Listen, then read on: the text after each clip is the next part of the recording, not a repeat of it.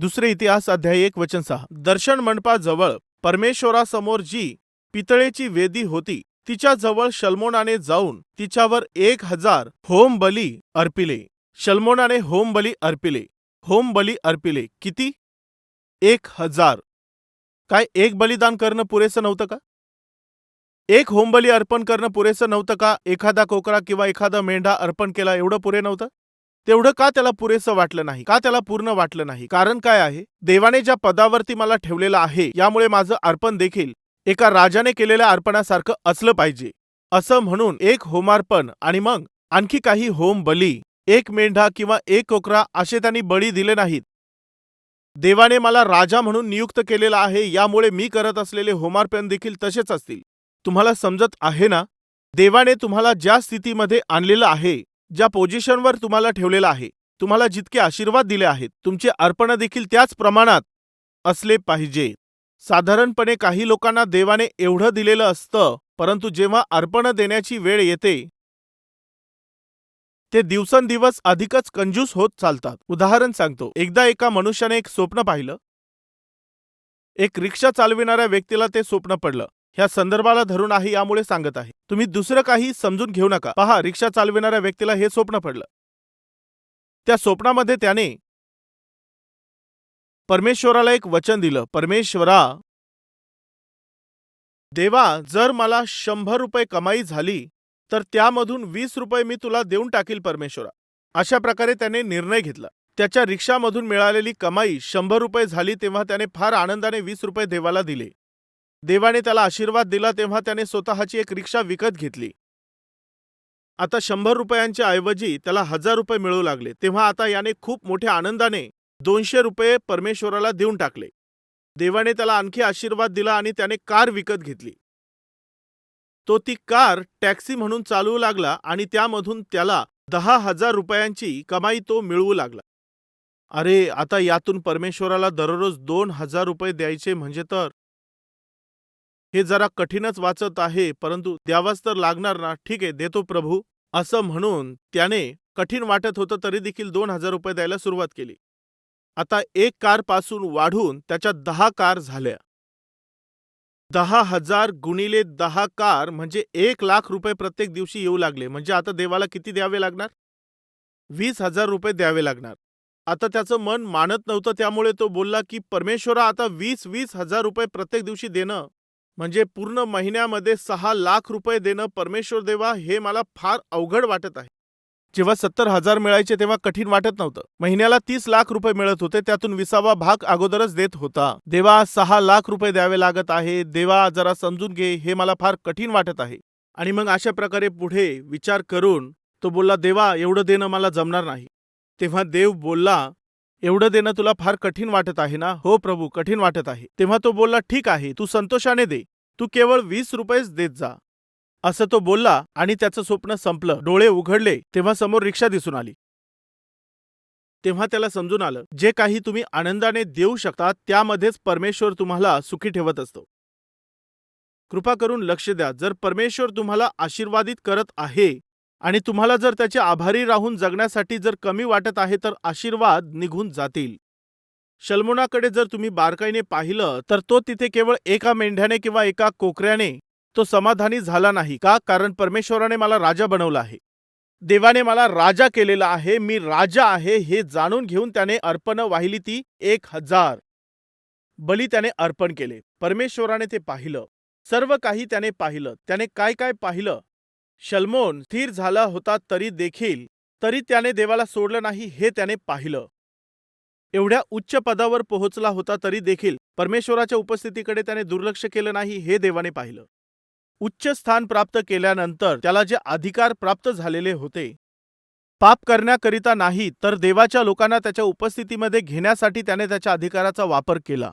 हे देखील देवाने पाहिलं. आणि एवढंच नाही तर आता ज्या हुद्द्यावर आणि अधिकारावर तो होता, म्हणजे ज्या स्थानामध्ये तो पोहोचलेला होता, देवाने मला राजा बनवलं आहे, यामुळे माझे अर्पण देखील राजासारखेच असावेत, असं चांगलं मन असणाऱ्या उत्तम मनुष्याला देवाने पाहिलं. होम बलीचे अर्पण केल्याबरोबरच त्याच रात्री, म्हणजे कोणत्या रात्रीला? हे सर्व काही जेव्हा घडलं त्या रात्रीच्या दिवशी. समजलं ना मित्रांनो? परमेश्वराने शल्मोनाच्या जीवनामध्ये त्या दिवशी काय पाहिलं? मी स्थिर झालो तरी देखील मी देवाला विसरणार नाही. उच्च पदावरती पोहोचला होता तरी देखील परमेश्वराच्या उपस्थितीकडे त्याने दुर्लक्ष केलेलं नव्हतं. तो त्या स्थानामध्ये राहत असताना त्याने काहीही केलं तरी चालेल हे सर्व काही त्याला माहीत असताना देखील पाप करण्यासाठी त्याने त्याच्या अधिकाराचा वापर केला नाही, तर त्याने त्याच्या प्रजेला देवाच्या उपस्थितीमध्ये घेऊन गेला. हे सर्व काही परमेश्वराने पाहिलं. केवळ एवढंच नाही तर त्याच्या हुद्द्याला जे सूट होतील तसे अर्पण त्याने देवाला समर्पित केले. हे सर्व देवाने पाहून तो त्याच्यावर प्रसन्न झाला. त्याच रात्री परमेश्वराने शल्मोनाला दर्शन देऊन म्हणजे त्याला दर्शन देऊन म्हटलं, शल्मोना, चला पुढच्या वचनात आपण पाहूया. त्या रात्री देवाने शल्मोनास दर्शन देऊन म्हटले की तुला काय वर हवा तो माग. शल्मोन देवास म्हणाला, माझा बाप दावीद याजवर तुझी फार कृपा असे व तू मला त्याच्या जागी राजा केले आहे. आता हे परमेश्वरा देवा, तू माझा बाप दावीद यास दिलेले वचन पूर्ण कर. मातीच्या रंजकणाप्रमाणे संख्येने विपुल अशा प्रजेवर तू मला राजा केले आहे. या प्रजेसमोर वर्तण्यास मला आता चातुर्य व ज्ञान दे. मातीच्या रंजकणाप्रमाणे संख्येने विपुल अशा प्रजेवर तू मला राजा केले आहे. या प्रजेसमोर वर्तण्यास मला आता चातुर्य व ज्ञान दे. तुझ्या एवढ्या मोठ्या प्रजेचे शासन कोणाला करिता येईल? तो म्हणत आहे, माझ्यावर तू कृपा कर. त्याने काय केलं माहीत आहे? मला एक जबाबदारी दिलेली आहे. मला एक काम सोपविण्यात आलेलं आहे.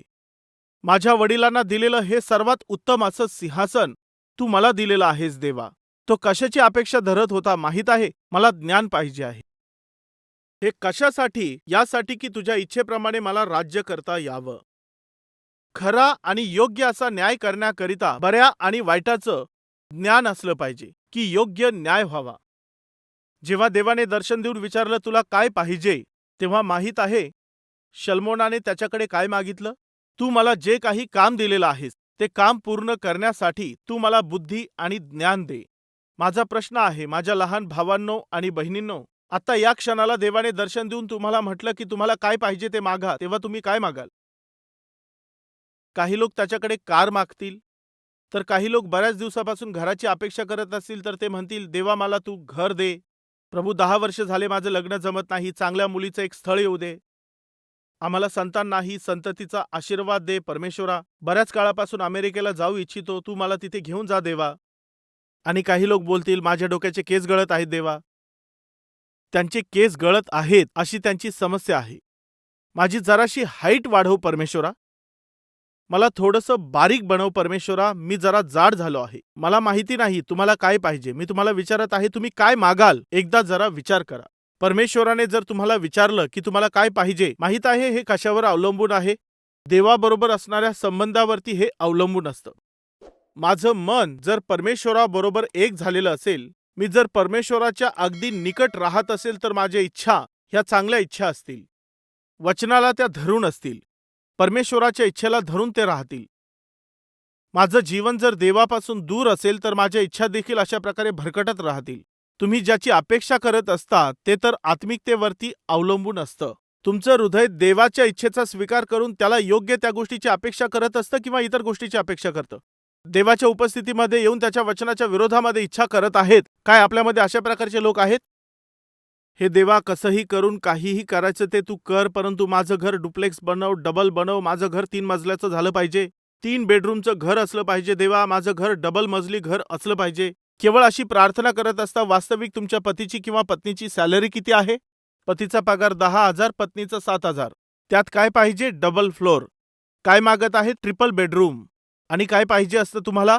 महागडी कार. हे विचार कुठून येतात? कारण माझ्या बहिणीकडे ती आहे. माझ्या भावाने विकत घेतली आहे. त्याने ती कार खरेदी केली आहे. बहिणीने देखील घेतली आहे. मी देखील विकत घेईल. यामध्ये काय चुकीचं आहे? माझी इच्छा आहे. हा विचार कुठून आला आहे? देवाबरोबर तुमची सहभागिता नसेल, त्याची उपस्थिती नसेल, तर मग तुम्ही दुसरं काय करणार? जे काही तुमच्याकडे आहे त्यामध्ये समाधानी राहा. मी तुम्हाला सांगू इच्छितो की आत्मिक जीवनामध्ये जी काही इच्छा आपण धरत आहोत, जर आपण देवाच्या समीप राहतो तर मग आपल्या आत्मिक संबंधावर आधारितच आपण ते मागूया. पण जर निरर्थक इच्छा आपण बाळगत असू, खूप सुंदर प्रकारे याकोबाच्या पत्रामध्ये लिहिण्यात आलेलं आहे. अध्याय 4 आणि वचन 1च्या पुढे म्हटलं आहे, तुम्ही अयोग्य प्रकारे मागता, म्हणजे आपल्या चैनीकरता खर्चावे म्हणून मागता, यामुळेच परमेश्वर तुम्हाला ते देत नाही. स्पष्टपणे लिहिलं आहे. तुम्ही देवाकडे येऊन ज्या कशाची अपेक्षा बाळगता, अभिलाषा बाळगून, जर तुम्ही निरर्थक आणि बिनकामाच्या इच्छा बाळगून जर तुम्ही इच्छा धरत असाल आणि इतरांशी जर तुलना करून मागत असाल, तर ते तुम्हाला मिळणार नाही. ही गोष्ट तुम्ही समजून घ्या. जवळपास 20 वर्षांपूर्वी, कदाचित 1995 किंवा 1996 ची गोष्ट आहे, कल्वरी हाऊस नावाचं एक घर होतं. आम्ही सर्व तिथे एकत्रित यायचो. आम्ही सर्व भाऊ त्या ठिकाणी मिळून राहत होतो. दिवसभर आम्ही काम करायचो आणि संध्याकाळी जाऊन सेवा करायचो. रात्री परत येण्यासाठी 2 किंवा 3 वाजायचे आणि थोडंफार आम्ही तिथे जेवण बनवायचो. जेवण तयार करायचो म्हणजे थोडीशी डाळ किंवा सांबर बनवायचो. अशा प्रकारे जेवण करायचो. कृपया लक्ष देऊन ऐका. एक दिवस जेव्हा आम्ही घरी परतलो, तेव्हा आमच्या घराच्या समोर एक व्यक्तीने लहानसा कपडा अंथरून तिथे पडलेला होता. असू शकतं कदाचित पाऊस झाला असेल आणि त्यामुळे तो या शेडमध्ये आला असेल. लक्ष न देता आम्ही घरामध्ये आलो. आतमध्ये आल्यानंतर जेव्हा मी जेवण करत होतो तेव्हा माझं मन लागलं नाही. अरे, बाहेर तो माणूस आहे ना, त्याने जेवण केलं असेल किंवा नाही, यामुळे माझ्या बाजूला जो होता त्या भावाला मी बाहेर पाठवून, काय तो थोडंसं जेवण करेल का, जाऊन त्याला विचारून ये, काय तुला जेवण करायचं का, असं त्याला विचार. तेव्हा त्याने जाऊन विचारलं, भाऊ, तुम्हाला काही पाहिजे आहे का, पाणी पाहिजे का, थोडंसं जेवण कराल का, तुम्हाला काही पाहिजे आहे का. जेव्हा त्याला विचारलं तुला काही पाहिजे का, तेव्हा त्या भिकाऱ्याने म्हटलं कोल्ड ड्रिंक पाहिजे असं म्हटलं. काय पाहिजे? Cold drink. काय पाहिजे विचारलं तर म्हटला कोल्ड ड्रिंक.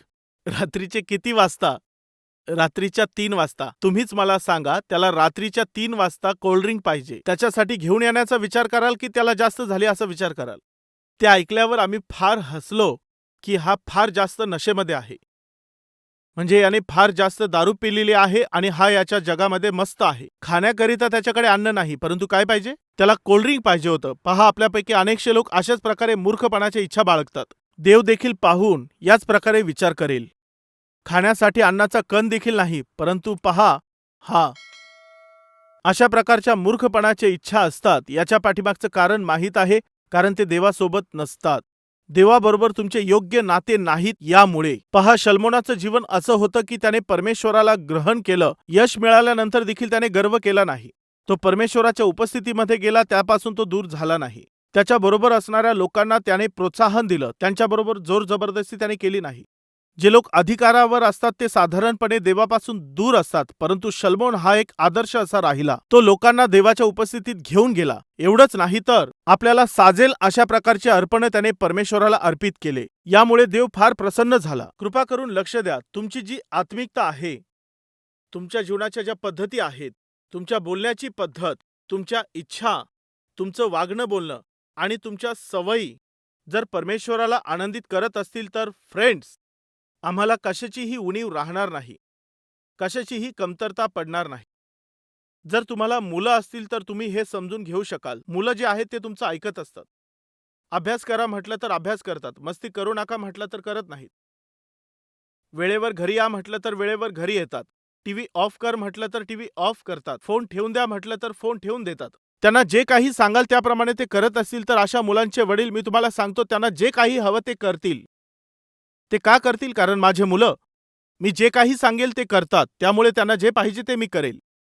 कृपा करून लक्ष द्या. माझ्या घरामध्ये एक छोटीशी कुत्री आहे.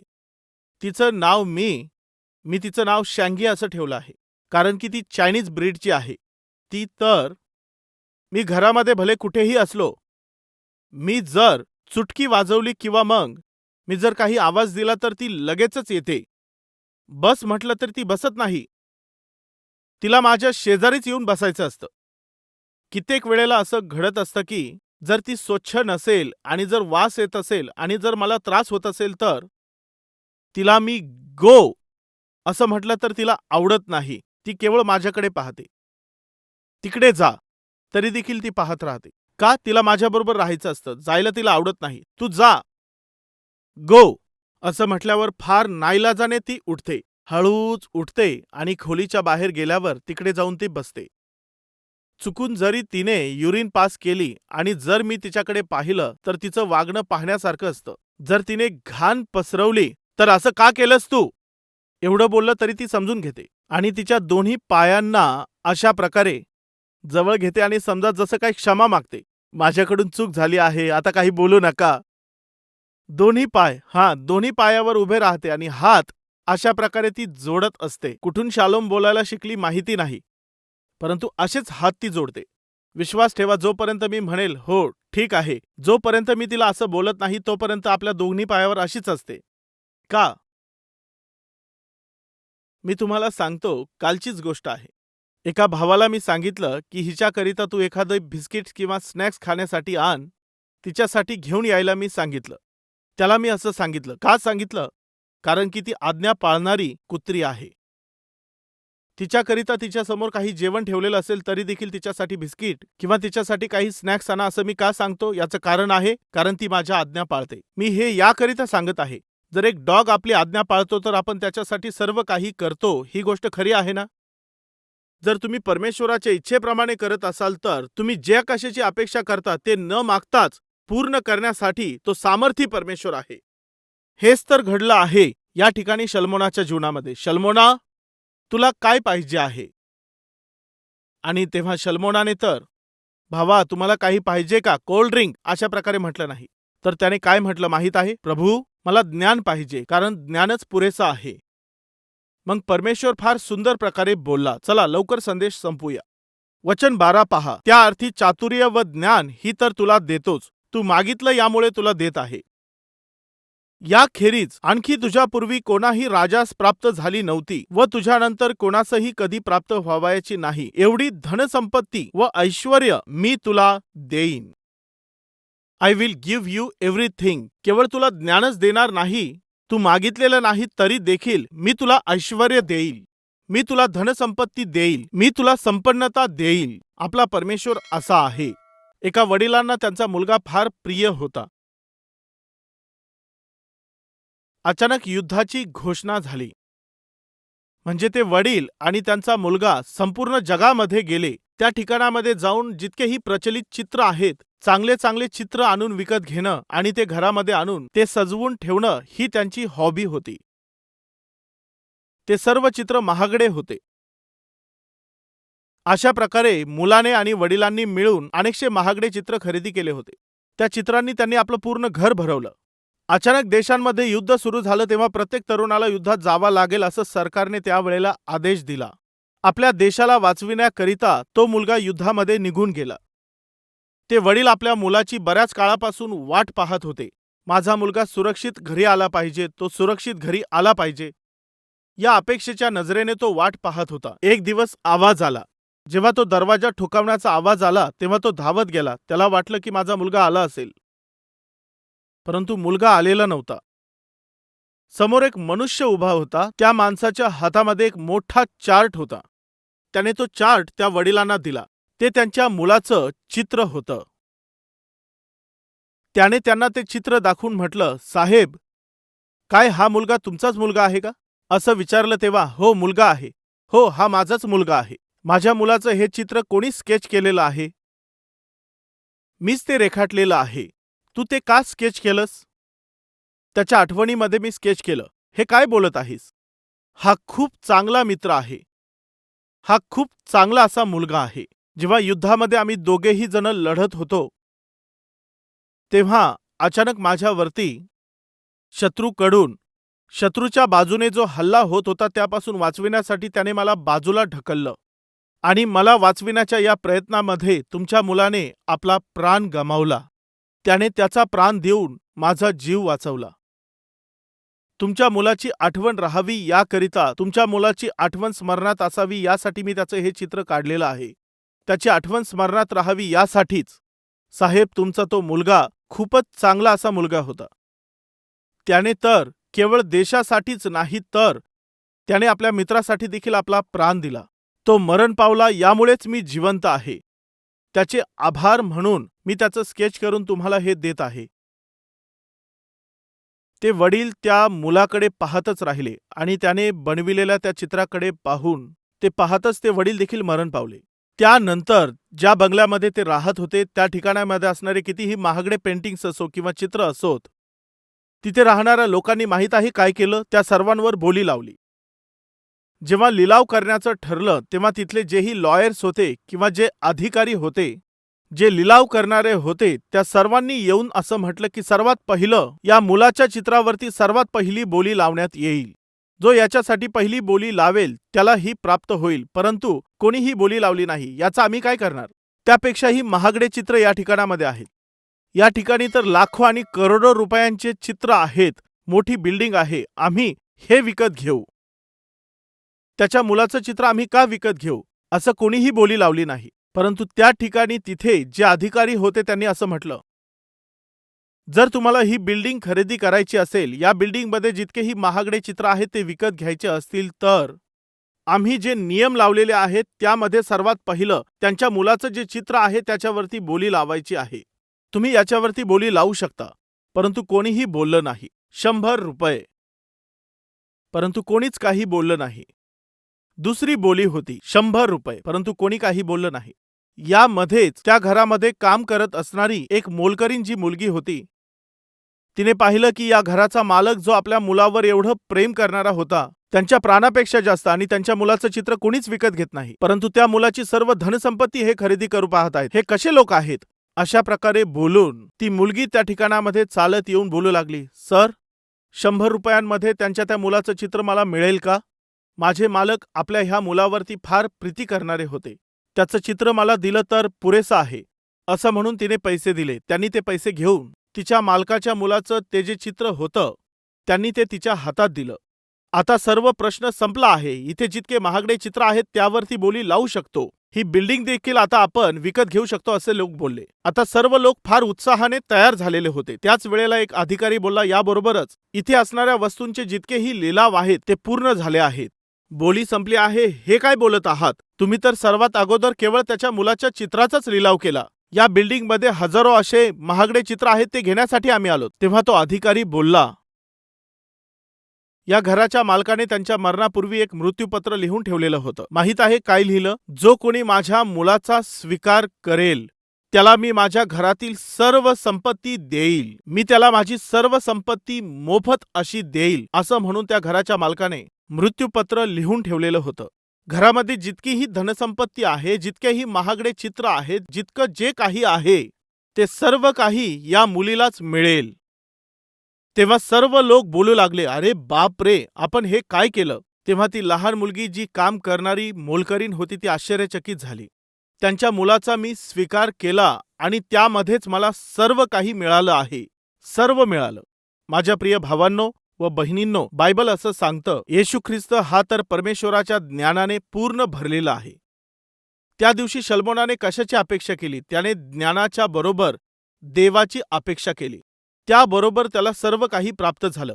आज ज्ञानाने भरलेला जो आहे तो येशू ख्रिस्त, तुम्ही या ठिकाणामध्ये जरा पहा, त्या येशू ख्रिस्ताला आपल्या जीवनामध्ये येण्याची परवानगी दिलेली आहे का? त्याबरोबरच त्याने आपल्यासाठी महान कार्य केलं आहे. त्याने आपल्या प्रिय पुत्रालाच तुमच्याकरिता आणि माझ्यासाठी मरणाकरिता सोपवून दिलं. त्याचा त्याग केला. तो परमेश्वर त्याच्या बरोबरच आपल्याला सर्व काही म्हणजे संपूर्ण कृपा तो का देणार नाही? याचा अर्थ आपल्याला जे काही पाहिजे ते सर्व देवाने त्याच्या पुत्रामध्ये राखून ठेवलेलं आहे. जर तुम्ही त्याच्या पुत्राचा स्वीकार कराल तर परमेश्वर तुमच्या सर्व गरजा पूर्ण करेल.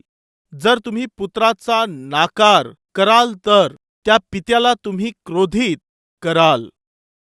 बऱ्याच वर्षांपासून तुमच्या जीवनामध्ये हेच तर घडत आहे. अशांती आणि असमाधान तुमच्या जीवनामध्ये आहे. काहीही समजून येत नाही. झोप येत नसल्यामुळे तुम्ही अस्वस्थ आहात. निराशेमध्ये आणि चिंतेमध्ये तुम्ही पडलेले आहात. बहिणी, किती वर्षांपर्यंत असे तुम्ही जगाल? परमेश्वर बोलत आहे, तुमच्याकडे जितकेही प्रश्न आहेत त्यांचे उत्तर हे प्रभू येशू ख्रिस्तच आहे.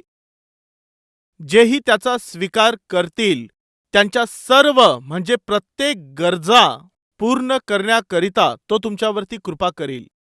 त्या वडिलाने हे मृत्यूपत्र लिहून ठेवलेलं होतं. जे माझ्या पुत्राला स्वीकारतील त्यांना हे सर्व धन मिळेल. त्या स्वर्गीय पित्याने देखील केवळ हेच म्हटलं आहे, जितक्यांनी त्याचा स्वीकार केलेला आहे त्या सर्वांना त्याने देवाची मुले होण्याचा अधिकार दिलेला आहे. हा अधिकार त्याने देऊन ठेवलेला आहे. माहित आहे याचा अर्थ काय आहे? प्रभू येशू ख्रिस्ताचा तुम्ही स्वीकार केला आहात तर तुम्ही देवाचे मुलं आहात, मुली आहात. जर तुम्ही देवाचे पुत्र आणि कन्या आहात तर जे काही परमेश्वराचं आहे त्या सर्व आशीर्वादांचे तुम्ही वारस आहात, अधिकारी आहात. त्या दिवशी शल्मोनाने याचा अर्थ समजून घेतला. त्याने काय केलं? संपत्तीपेक्षा जास्त, प्रसिद्धीपेक्षा, इतर सर्व गोष्टींपेक्षा जास्त देवाला आणि त्याच्या ज्ञानाला जाणून घेतलं. हेच तर खरे आशीर्वाद आहेत. या इच्छेमुळे परमेश्वर त्याच्यावर फार प्रसन्न झाला. मी तुम्हाला विचारतो, परमेश्वराने एक दिवस तुमच्या समोर येऊन विचारलं काय पाहिजे, तेव्हा काय तुम्ही जगातील इतर गोष्टी मागाल किंवा मग ज्ञानाने भरलेल्या देवाकडे तुम्ही काय मागणार? तुझ्या पुत्राने आमच्याबरोबर असणं पुरेसं आहे. तू आमच्याबरोबर असणं पुरेसं आहे. तुझा पुत्र आमच्याकरिता देऊन टाकला हे पुरेसं आहे. तुझा पुत्रच पुरेसा आहे. आजच्या दिवसापर्यंत तुम्ही प्रभू येशू ख्रिस्ताला आपला प्रभू आणि तारणारा म्हणून स्वीकारलेलं नसेल, दुर्लक्ष करून जर तुम्ही जगत असाल, जर येशू ख्रिस्ताने तुमच्या जीवनामध्ये प्रवेश केलेला नसेल, तर तुमच्यासाठी जे राखून ठेवलेलं आहे, जे तुम्हाला पाहिजे आहे, ते तुम्हाला प्राप्त होणार नाही. जर तुम्ही त्याच्या पुत्राचा स्वीकार केला आहे तर जे काही आशीर्वाद तुमच्यासाठी ठेवलेले आहेत ते सर्व तुमच्या जीवनामध्ये येतील. तर का उशीर करायचा? देवाने त्याचे सर्व आशीर्वाद आपल्या पुत्रामध्ये राखून ठेवलेले आहेत. तुम्ही पुत्राचा स्वीकार करा. जर तुम्ही हो बोलत असाल तर चला आपण प्रार्थना करूया. चला प्रार्थना करण्याकरिता आपले मस्तके लवा.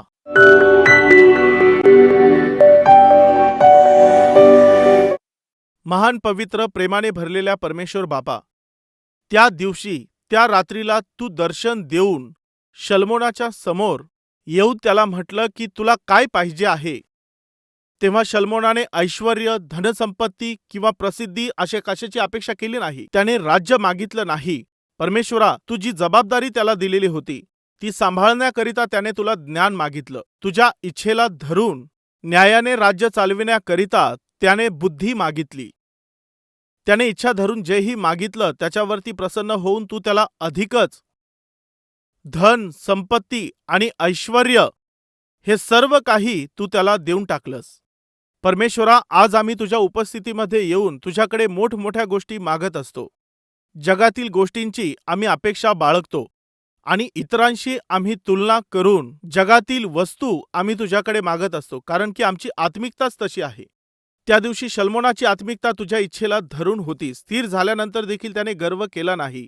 उच्च पदावर पोहोचल्यानंतर देखील त्याने गर्व बाळगला नाही. अनेक लोकांना तो तुझ्या उपस्थितीमध्ये घेऊन गेला. तो असा होता की त्याने आपल्या योग्यतेप्रमाणे तुझ्या समोर अर्पण आणली. हे पाहून परमेश्वरा, तू त्याच्यावरती प्रसन्न झाला. अशा प्रकारेच तुला संतुष्ट करण्याची आत्मिकता तू आम्हाला दे.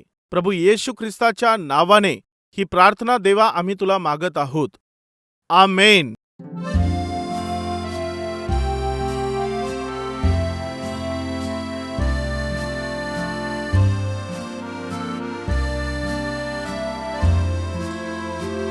आमचा पत्ता Calvary, post box number 30, Kukatpally, Hyderabad 72.